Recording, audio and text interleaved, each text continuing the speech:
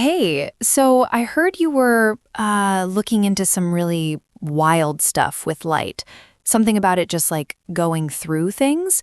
Sounds like sci-fi, to be honest. Ah, Emma, you've heard correctly. It's absolutely fascinating, mate.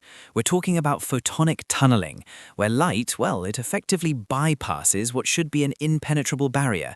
It bridges classical optics and quantum mechanics, you know? It's not just a lab curiosity either. It's got huge implications for modern tech. Wait, so how does that even work? Like, I thought light just, reflects or gets absorbed or goes through a transparent thing. Bypassing sounds like it's just poof on the other side. Is it like a wormhole for photons? Not quite a wormhole, but a good thought. At its core, it's tied to total internal reflection, TIR.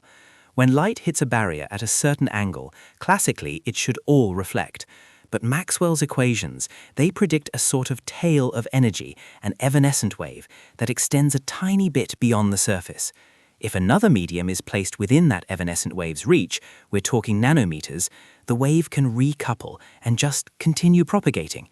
It's properly clever, that. We call it frustrated total internal reflection, FTIR, in the lab. Oh, so it's not a wormhole. It's these evanescent waves. But you said it's not just a lab thing. What kind of real-world stuff does this actually power? Like, where would I even see this happening? Oh, loads of places, Emma. Think about it. Near-field microscopy, for one. It lets scientists see things at nanoscale, overcoming the diffraction limit, because it's interacting with those evanescent waves super close to a surface. We're talking observing atoms and molecules, which is just brilliant, isn't it? Then there are fiber optic couplers in telecom. They bring two fibers really close and light tunnels from one to the other, splitting the signal without breaking the flow. No way. So, like, those tiny wires in the ground for the internet, that's photonic tunneling? What else? My mind's kind of blown, honestly. Absolutely. And get this, some optical touchscreens actually use FTIR. When your finger touches the screen, it frustrates the reflection, causing light to tunnel into your finger. Sensors detect that to pinpoint where you've touched.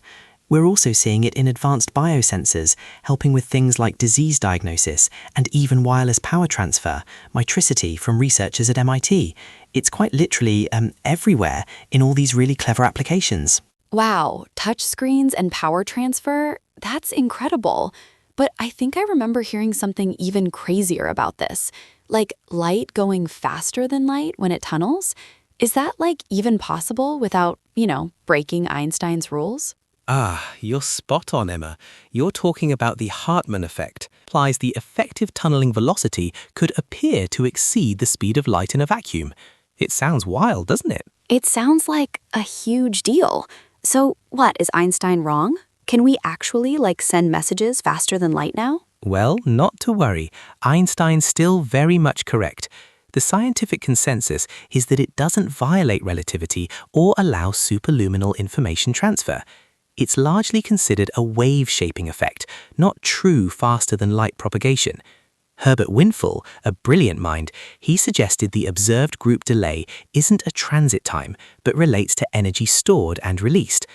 Evanescent waves themselves, they don't propagate in the traditional sense, so talking about velocity within the barrier is a bit misleading.